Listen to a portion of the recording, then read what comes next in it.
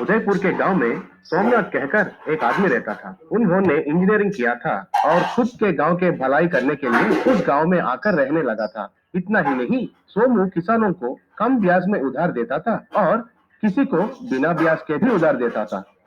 लेकिन ये बात विजय नाम का और एक ब्याज देने वाले व्यापारी को बिल्कुल पसंद नहीं आ रहा था। सोमू आने के बाद उनका धंधा एकदम गिर गया था। एक बार सोमू सड़क में गिरे हुए प्लास्टिक बॉटल्स को इकट्ठा कर रहा था। विजय ने उसे देखा और सोमू से, अरे ये क्या हाल हो गया तुम्हारा सोमू? इंजीनियरिंग की पढ़ाई की है तुमने, शहर में अच्छे से नौकरी करने के बगैर इधर इस धंधे में आकर बिना ब्याज उधार दे रहे हो। अब देखा तो प्लास्टिक बॉटल्स को उठा रहे हो। ठीक, तुम्हारे माँ बाप को कितना शर्म की बात है। तुम ऐसे बकवास काम छोड़कर शहर चले जाओ। मेरे वजह से आपका ब्याज का धंधा गिर गया लग रहा है। किसानों को खुशी रहते हुए देखकर आपको तो बहुत जलती है ना?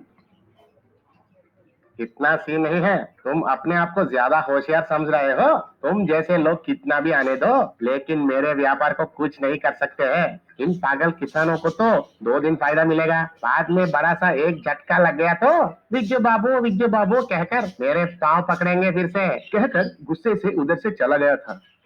बाद में सोमू उसके पास इकट्ठे हुए प्लास्टिक बॉटल्स को पिघलकर एक प्लास्टिक कार जैसा बनाया था। उस कार को लोगों को दिखा रहा था।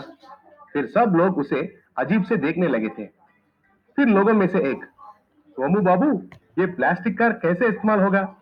तो बीच में विजय आकर, तेरे साथ के लिए इस्तेमाल होगा। ऐसे काम वाम नहीं करने वाले आदमी कुछ बनाता है और तुम जैसे भाव को पूरा काम धंधा छोड़कर इधर आके उसे देखता है। ये प्लास्टिक कार किसी का भी काम का नहीं है। तुम जैसे लोगों को बेवकूफ बना के पैसे लूटने के लिए ये सोमू कुछ चाल चला रहा है, इसलिए बोल रहा हूँ। इन पढ़े लिखे लोगों को बिल्कुल विश्वास नहीं करना चाहिए। तो फिर क्या तुम्हारे ऊपर विश्वास करना है? इस गांव में तुम कैसे आदमी हो और सोमू बाबू कैसे आदमी है, ये सबको पता है। इधर से निकल जाओ, नहीं तो तुम्हारे बातों के लिए उधार और ब्याज दोनों मिलाकर खिलाएंगे। वो बात सुनकर विजय गुस्से से चला गया था। अब सोमू उस प्लास्टिक कार के बारे में लोगों को अच्छे से विवरण किया। तब सब लोग तालियां बजाने लगे थे। विजय 2 आदमी से मिला था। इस गांव की लोगों को सोमू को देखकर घमंड सर पर चढ़ गया है। परसों को ही किसानों का फसल बेचने के लिए तैयार हो गया है। अगर वो बेचकर फायदा हो जाएंगे तो हमारा नुकसान हो जाएगा, फिर हमें कोई नहीं देखेगा। इसलिए आप लोग जाकर नहर का तटबंध को तोड़ दो। बस गांव में पानी आकर फसल पूरा डूब जाएगा। फिर उधार लेने के लिए मेरे पाँव को पकड़ना ही होगा। कब देखूंगा एक एक को। फिर विजय उन दोनों गुंडे को पैसे दिया था। फिर वे लोग पैसे लेकर सर हिलाते हुए चले गए थे। फिर वे दोनों जाकर उस नहर के तटबंध को तोड़ दिया था। फिर नहर का पानी में पूरा गांव डूब गया था।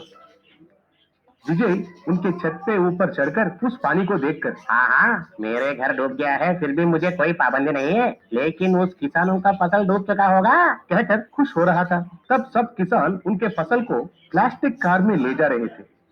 तो विजय उनको देखकर चौंक गया था।